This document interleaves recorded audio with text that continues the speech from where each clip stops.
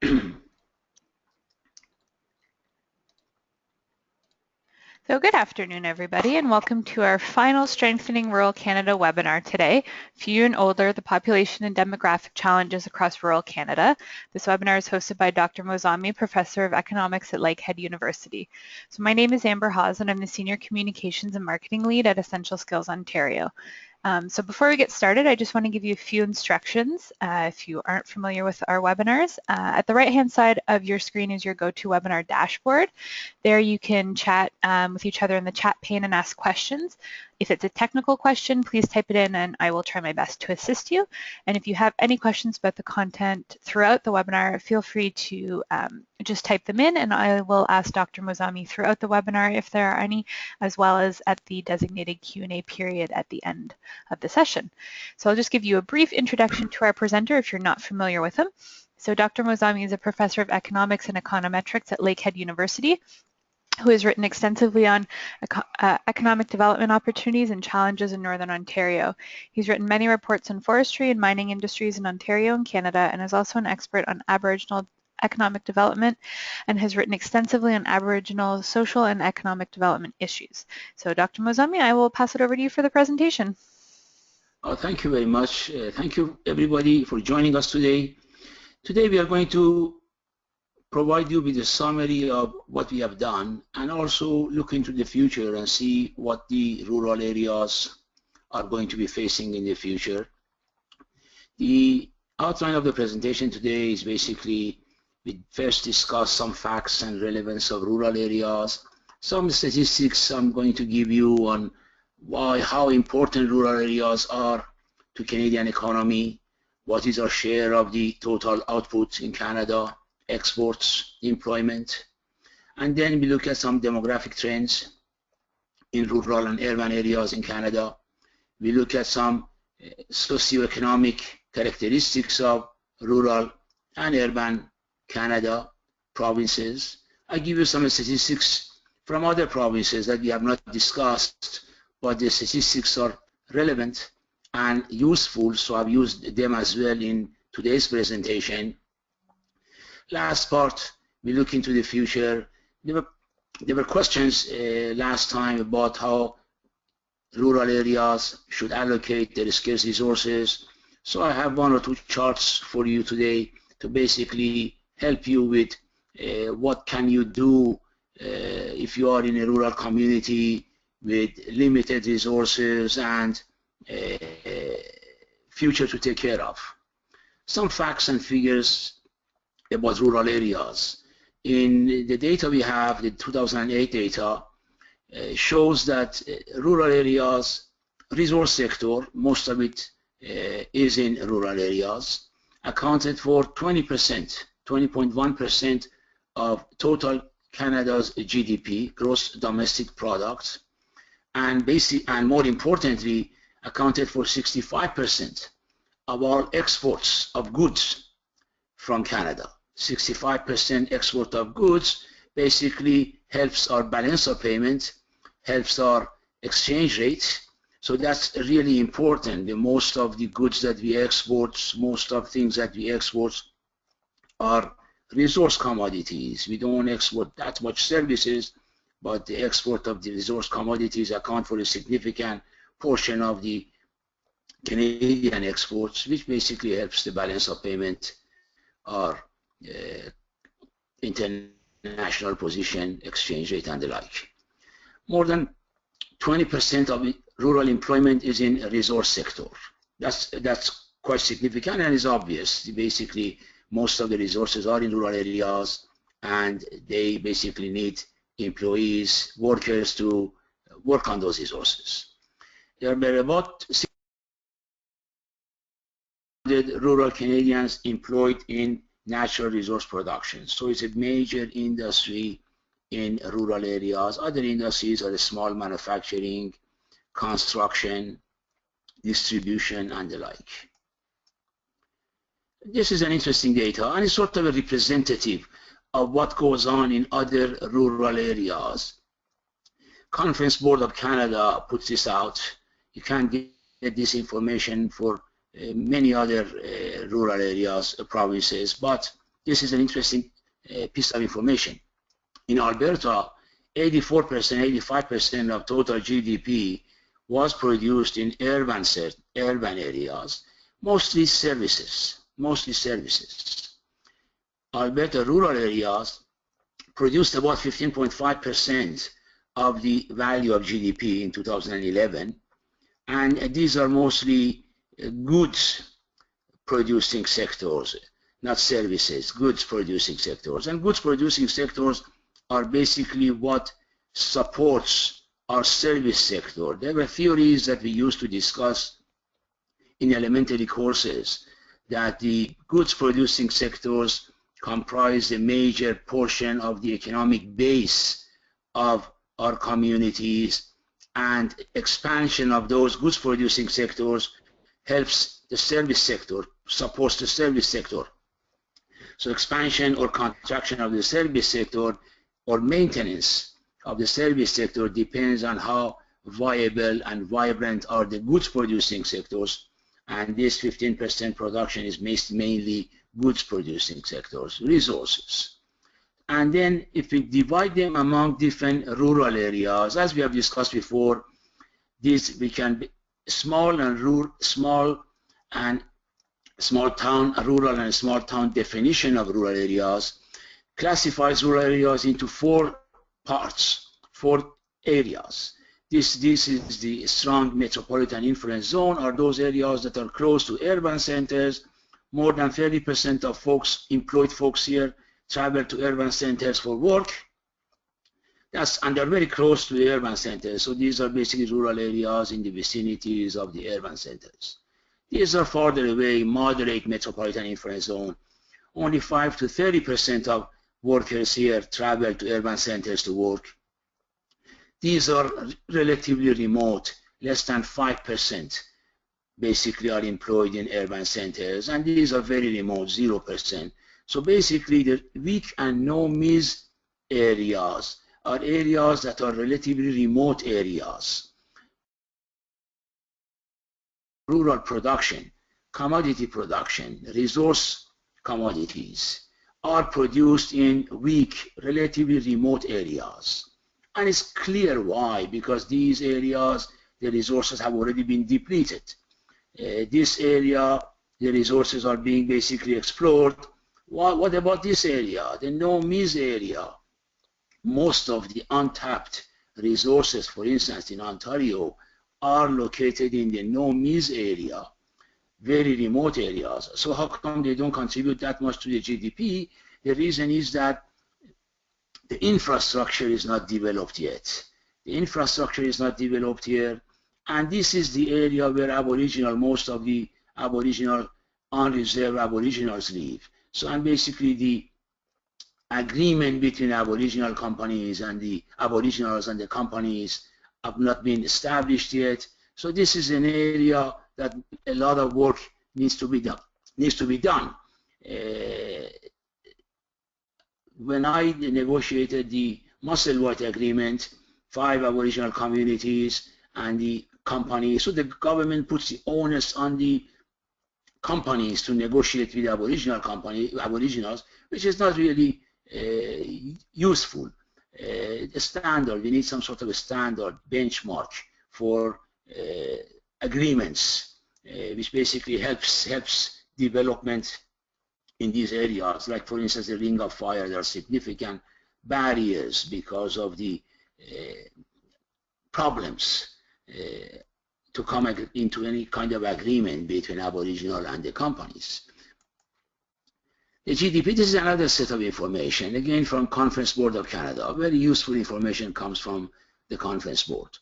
The GDP in Quebec, $47.4 billion in 2006. About 20% of Quebec GDP was produced in rural Quebec. In fact, in 1991, the percentage was lower, so the percentage contribution of rural areas has in fact gone up in Quebec.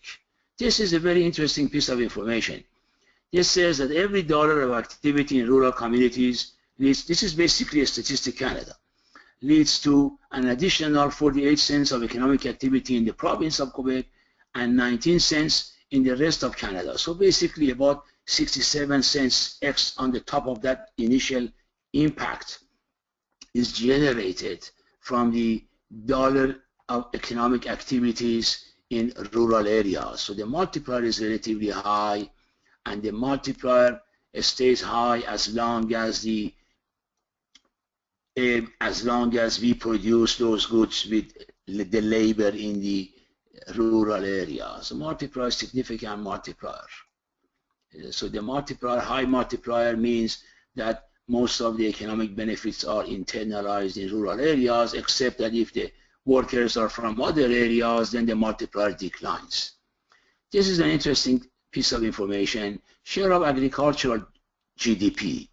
Okay, so by ranking of significance of different provinces. Ontario, 22% of the agriculture GDP, of the GDP, the total provincial GDP is produced in rural areas. That is basically agriculture is in rural areas.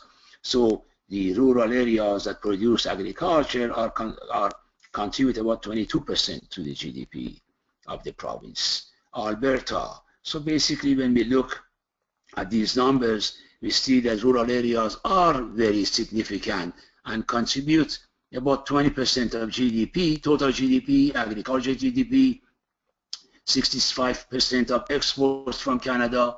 That's significant. In Canada, we have about 1,610 rural areas, rural communities that are considered resource dependent. What do we mean by resource dependency? We mean any community that is dependent on its natural resources. Between 30 and 100% of the economy is basically natural resource sector, comprises of 30 to 100% of the economy. That community is considered resource dependent. And we see that 563 are agriculture based, 454 are forestry based, which are probably in trouble right now. Energy, 285 are energy sector is a major sector. Mining, 166, 142 fishery, and total communities, single sort of industry towns that are dependent on agriculture. The problem with the single industry towns is that we have built communities based on, if we have built communities based on depletable resources, then what do they do when the resource, the finite resource, is depleted? What kind of options do they have? Many communities in Ontario, Northern Ontario, are facing with those questions. Ongoing trend. This is very important and it's very interesting. As we are going to see some data later on, basically the importance of this becomes more clear. That between 1996 and 2006, rural employment in jobs requiring university degree increased by 17%. That's really good. That basically means that jobs that are growing in rural communities do require university education.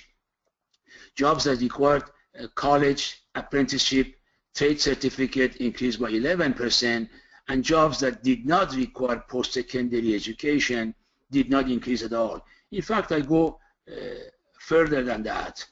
My analysis of the data shows that many of the jobs, in fact, in terms of numbers are the same, have not changed, but many jobs, full-time jobs that did not require post-secondary education have disappeared and have been substituted by part-time jobs. And the problem with substituting full-time jobs with part-time jobs is that, first of all, the earnings are much lower. There are very few benefits. So basically, if the same number of employees are working in the same rural area, but now they're working part-time, total income generated in the area, in the rural area, has declined significantly.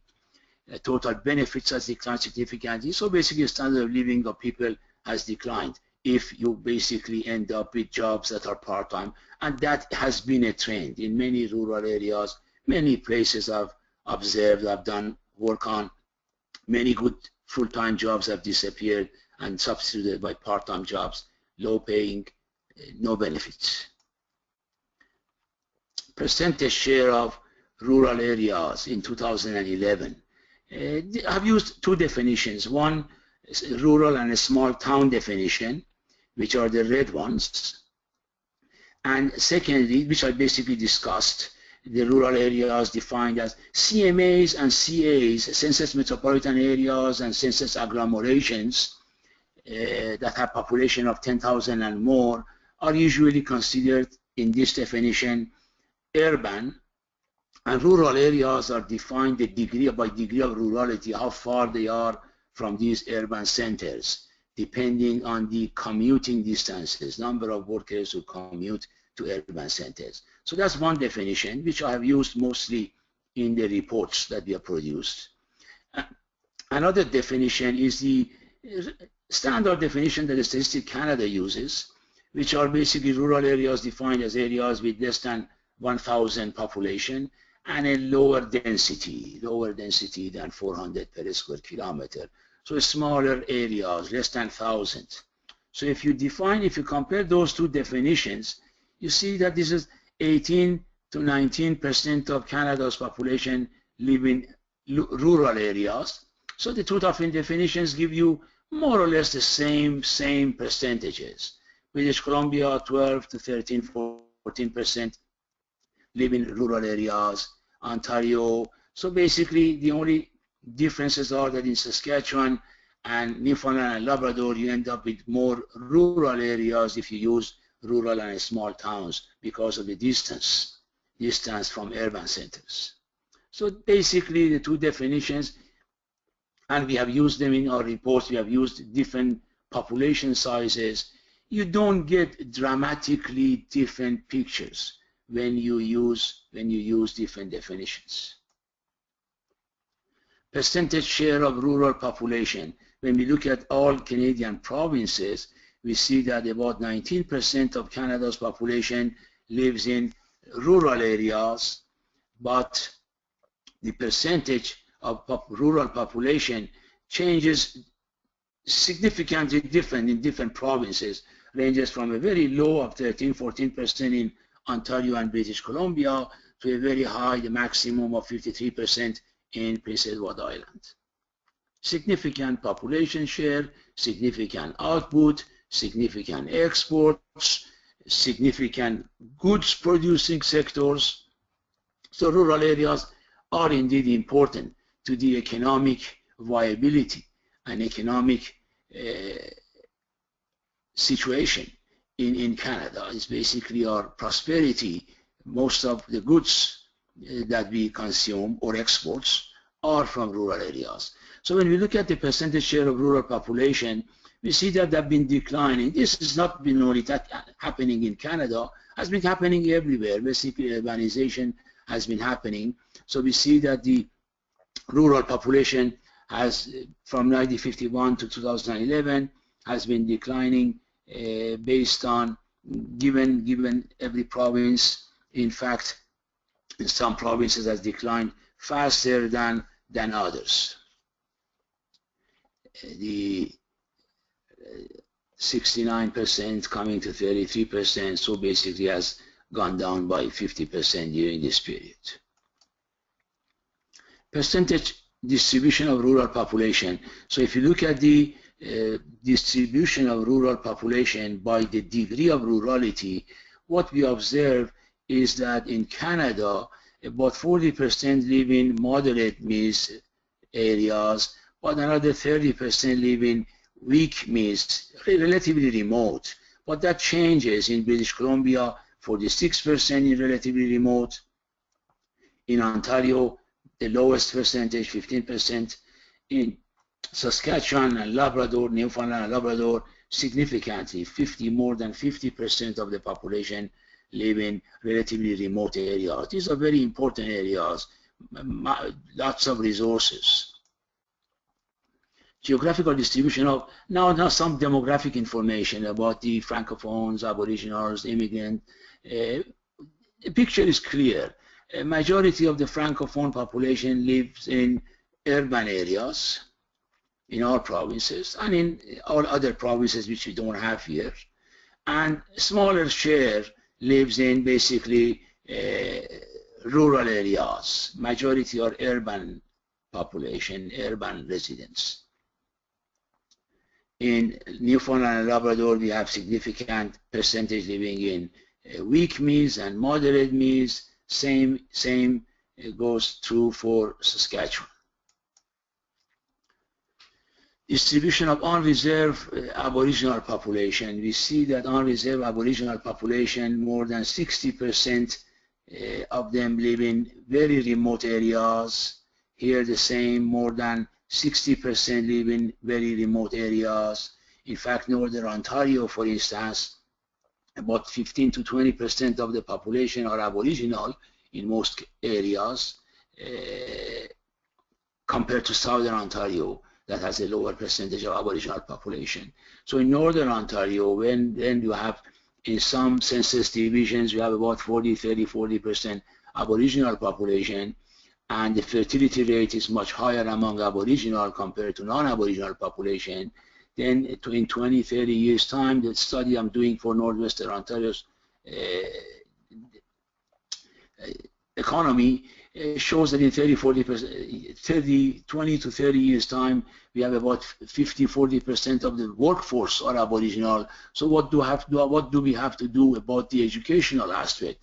What do we have to do about the human capital content of the workforce? It requires investment right now, so in 30 years our labor force is as well equipped as any other labor force. So basically the combination, the composition of the labor force is changing. Newfoundland and Labrador, majority of almost all live in rural areas.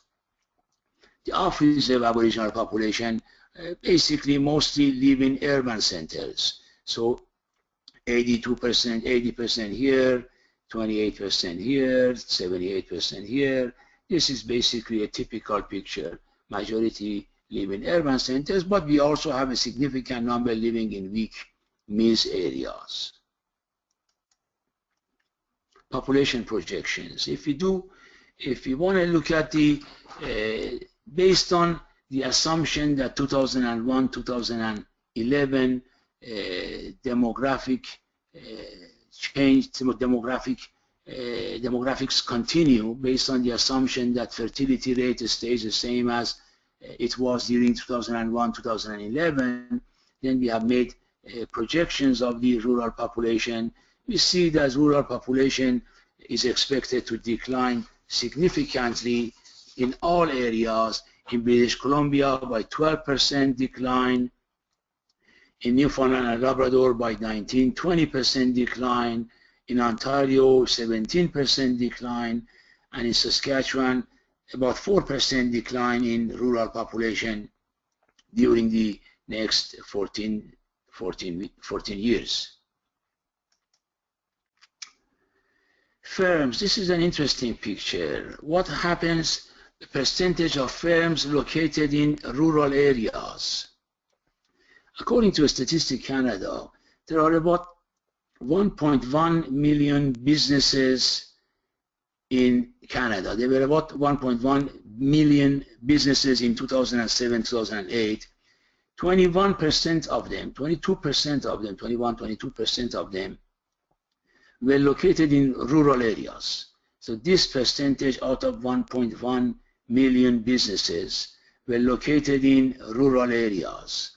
And of course, they differ, the number differs by the size of firms. So majority of firms, 24.7% of these firms that were located in rural areas were very small, 1 to 4 person firms. Then 5 to 49 employees were about 18%, and then we have about 10% of the firms were significant, large firms, 200 plus employees. These are most likely, or obviously, they are majority of resource-based firms with 200 plus employees, mining firms, most likely forestry, resource-based firms. Where are they located? Let's take a look at the location of these firms.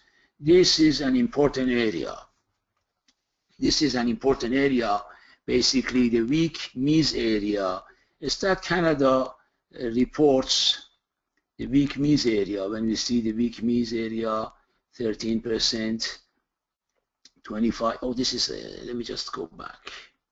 The weak means area, the majority is large, greater than this area, this area, this area, and the majority for 528, 200 plus workers firm are in weak means area. So basically it's larger than all other ones. Stat Canada suggests that rural areas with a weak link to urban centers often serve as a regional service center. About 24% of them are involved in primary firms, resource-based firms. So this is the area where most of the rural population, that most of the firms, 1 to 4, 88,000 of them are located here, 5 to 9, again, they're all, majority of the firms are located here in this area. These are areas where most of the resources are located right now and are being explored. So basically not only the big firms, 528 of them with 200 plus workers are working there, but these are also providing all kinds of services to these firms. So that's why we have so many firms located in the weak means area. What about here? As I said, infrastructure is not developed yet. Maybe when this is sort of becomes less economical, it all depends on the rate of return. Then investment is going to flow into these areas. But now, since these are the rate of return in these areas that is still high, then no investment goes here because of the huge fixed cost involved. But it's going to eventually happen. Some general information, socioeconomic information, unemployment rate, as we saw before, the unemployment rate rises as the degree of rurality rises. So the remote areas have the highest unemployment rate, and then it declines. In the urban areas, the unemployment rate are much lower than the rural areas, and the degree of rurality, as the degree of rurality rises, unemployment rate rises as well. Dependency rate. Dependency rate on government transfers. In fact, there is a positive relationship between the unemployment and dependency rate, which are both basically influenced by the prevailing economic environment in various areas. So we see that the dependency rate rises as the degree of rurality rises. The only difference is the weak means areas. These are areas where the resource developments are happening.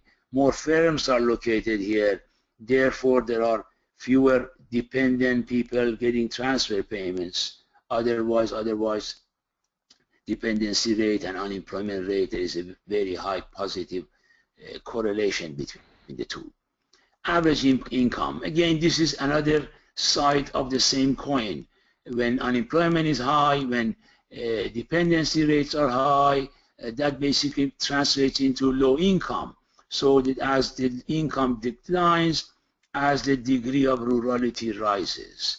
The more remote the areas, the lower the income, except for some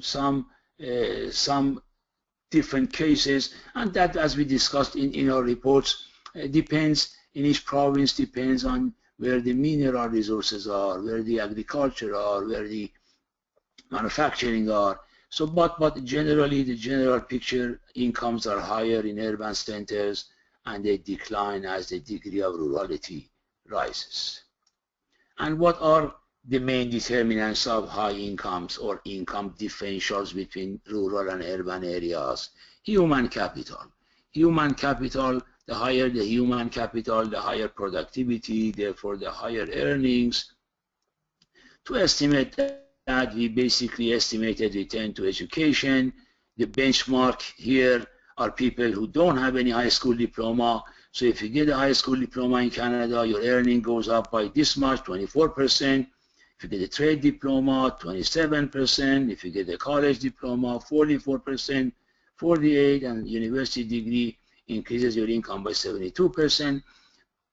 This we have done for men, women, Aboriginal, unreserved, off-reserve, Francophones, immigrants. So this information is available for all of those different population groups, but this is basically an aggregate for all. But there is a significant differences between men and women. For instance, the trades that men are involved in are higher pay trades. High school, men with high school diploma work in construction, physically demanding jobs, they get higher income than women with high school diploma. So the earnings are different, but this is an average aggregate measure. Using that, we estimated human capital content of the workforce in different areas. This is Canada for urban areas. This is between 1 and 2 or 100 and 200. So the range is 100 and 200. If nobody has high school and above, then we get 100. If everybody has a university degree, we get 200. So this is in Canada. 137 is for the urban areas. Much lower human capital content in rural areas. That explains the earning gap between rural and urban areas. British Columbia, urban is lower than Canada, but rural areas have higher human capital content than the Canadian average. Newfoundland and Labrador, both cases are lower than the national average. So this is one thing that they can basically strive to achieve, to increase the level of human capital in rural and urban areas to the national average. The same goes for Ontario and Saskatchewan, basically. Saskatchewan rural areas are better, higher slightly than the national average, similar to British Columbia, but urban areas are slightly lower than the national average. This is for different areas. We looked at the different rural areas with degree of rurality. Of course, that when we observe that the rural areas, the remote rural areas, have lower level of human capital than urban areas. The only problem is that, as we saw before, most of the jobs, the new employment growth came for those with post-secondary education.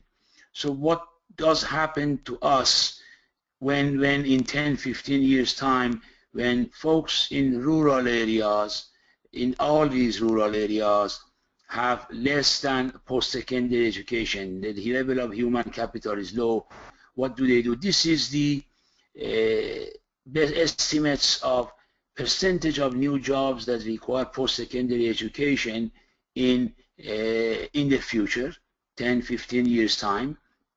80% in 15 years time will require post-secondary education.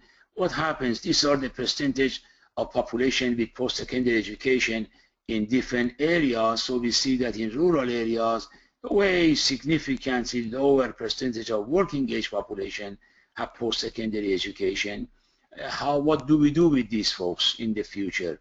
Are they going to stay unemployed and rely on transfer payments, or we enable them to find employment and support themselves? So basically, there's a worrying sign, sort of disturbing sign, that the level of the percentage of those with post-secondary education are significantly below the ones that are required for the jobs that are coming up in the future. And why is that? Because we are applying more and more technology into the production process. In 10, 15, 20 years time, I remember that 20 people used to go to the bush to basically cut and trim the trees. Now a machine with one man does the same jobs, same as mining. In the old days, lots of people had to basically work in the mines. People had to basically go physically down in the mine to observe that explosions have actually happened. Now a robot does the job, and it's less liability and more accuracy. Therefore, the jobs, the low-level jobs, low-skill jobs are disappearing, and more jobs require higher skills and higher level of education. Therefore, we have to do that if you want to basically stay viable and employable in rural areas. Last time, so the last two figures, last time somebody asked, how do we allocate our scarce resources in rural areas? What do we do with them? This is the answer. This is a very interesting chart. You basically have to do some soul searching. This is what I usually sometimes do for my clients. You look at your area, your rural area. What are you have to basically fill up this chart. What are the strengths that you have? What are the things that you have? You have minerals, you have forestry, you have good tourism, you have, what are the good things that your community has? What are the weaknesses? What are your weaknesses? What are the opportunities that exist, external opportunities that are happening and have positive externality, good things that are going to be happening and affecting your community in a positive way? What are the things that might be happening in the future and affecting your community in a negative way? When you have all this done, then you can basically put your resources to make this part, what you have, more strong, basically creating connection between industries. If you're producing something, you can add value to it rather than exporting the raw material, rather than exporting the log, then you can add some value to it and then export. In fact, Chinese have prohibited export of unprocessed forestry products. That we haven't done in Canada yet. We are basically cutting and sending logs down to US. That is prohibited in China. They have to add value to them before they export them. Some provinces in Canada have done that. They basically allocate forest land based on the value added produced in the prior years, not Ontario, not some other provinces. So basically you have to find out what the strengths, weaknesses, opportunities and threats are, and based on this, which is called SWOT analysis, strengths, weaknesses, opportunities and threats, and then based on this you can decide where you put the resources. This is an interesting chart. This basically shows, I keep getting emails from people on what are the factors that affect investment. How do we attract investment attraction strategies to our areas? It depends. What are the factors? You have to know what factors are important for business investment decisions and site selection. This is a complete list. Basically, what affects the rate of return to capital is what attracts business. Business costs, land, labor, wages, unions, transportation, financing costs, taxes or taxes lower. What, for instance, many rural areas or even semi-urban or urban areas right now that I know in, for instance, Northern Ontario, since forestry is down, mining is so their source of revenue has gone down. So what they do is to increase property taxes. They increase all kinds of taxes on the citizens. So what does that do? That makes that region, that community, less attractive for foreign investments. So they basically increase their revenue from local residents, which already are suffering because of the lack of jobs, suffering from low income, but now they have to pay more to the municipal governments. And that also means that they are not going to be attractive in terms of foreign investment. What are the key other key factors? Business environment, supplier chain, transportation, utilities. In fact, some of the most important barriers to development of forestry in most areas, in Ontario, for instance, Northern Ontario, is the cost of energy. Cost of energy because of that nuclear fiasco that Ontario government got involved in, and we are still paying for it. The cost of energy is very high, especially in northern communities. Even though we produce more energy than we need, we cannot export them, but we pay the same rate, the provincial rate, which we shouldn't really. So the cost of energy is prohibitive. So many forestry companies were not making profit because of the high energy cost, or the small producers. Regulatory environments. And then the personal one. We keep talking about way of life and climate. Businesses don't care that much about quality of life and those personal reasons. They are nice. They are sort of nice things to have, but they do not necessarily cause attracting business investment to your community. So these are what you basically have to be working on. And I guess that ends our discussion today. Perfect. So thank you very much, Dr. Mozami. So again, if anybody does have any questions regarding any of the content, please just type them in your question pane and we will get to them now. I do have one question, Dr. Mozami. I know that the project, the Strengthening Rural project, did not deal with Atlantic provinces other than Newfoundland and Labrador, but do you have any statistics for Nova Scotia, New Brunswick, or PEI? Not right now. No, not right now. But I can always provide those information later on. Okay, perfect. So I will provide everybody with Dr. Mozami's contact information at the end of the session. I'll send out a post-webinar email, and that person who asked that question can follow up with you, I guess, later on. I don't seem to have any other questions at this point. So I think we will end the session here. The webinar, as long as technology has not failed us, will be available online once I get that uploaded. So I will be sending everybody a link to that, as well as a PDF of the slides. And if you do have any follow-up questions for Dr. Mozami, I'll include his contact information there for you.